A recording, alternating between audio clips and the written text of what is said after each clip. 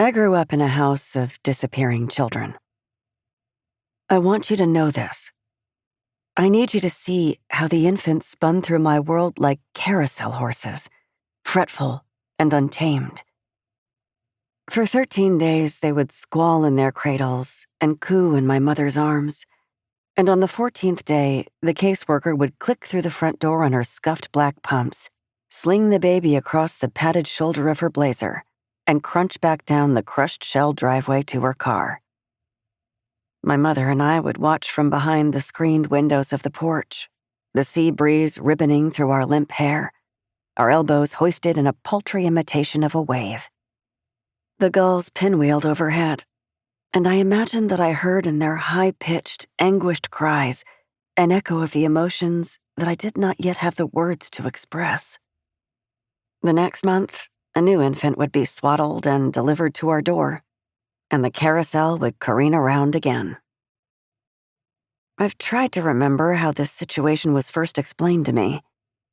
Was it my sister who described the sterile hallways of a distant hospital, the nurses scuttling around a woman who was writhing on a white bed, straining to bring a baby into that fluorescent-lit room?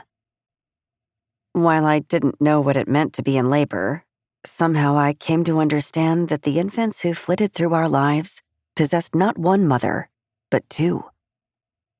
In addition to the woman on the white bed, there was another shadow figure, lingering somewhere nearby, waiting to spirit that child away. It would be a long time before I learned about adoption laws, the transferal of parental rights, and the revocation of consent.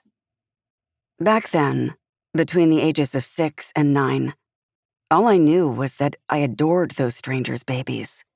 I spent hundreds of hours combing their bald heads and humming fragments of invented lullabies, and when I ran out of those, rattling off the names of all the seashells I could recall.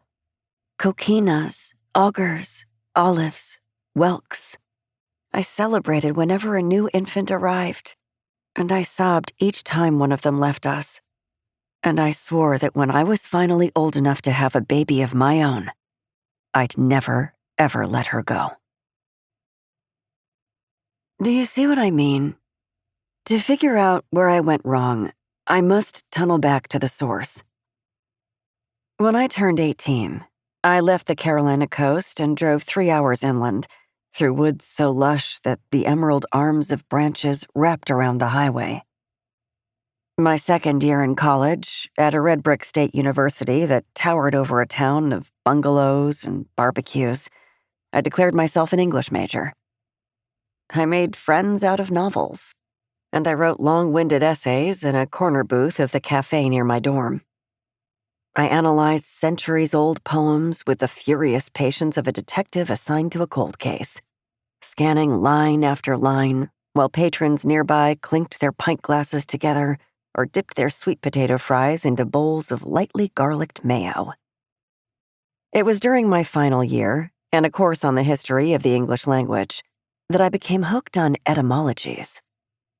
How thrilling to trace a word back to its source, to shovel down through generations until you strike a root. You cannot understand a thing until you've memorized its nuances and transformations, until you've tracked it back to the beginning. The word origin is from the Latin originem, a commencement, a rise, a lineage, a birth. The stem oriri, to appear above the horizon, to become visible. In other words, if you can uncover an origin, the world brightens. You see more clearly. Something that was once invisible is revealed to you. And as you drift through the corridor after class, the colored flyers fluttering on their pushpins as you pass, your head feels so heavy with knowledge and significance that your neck strains beneath its weight. You see now why it is so important to understand about the babies. I want you to ache with my yearning for them.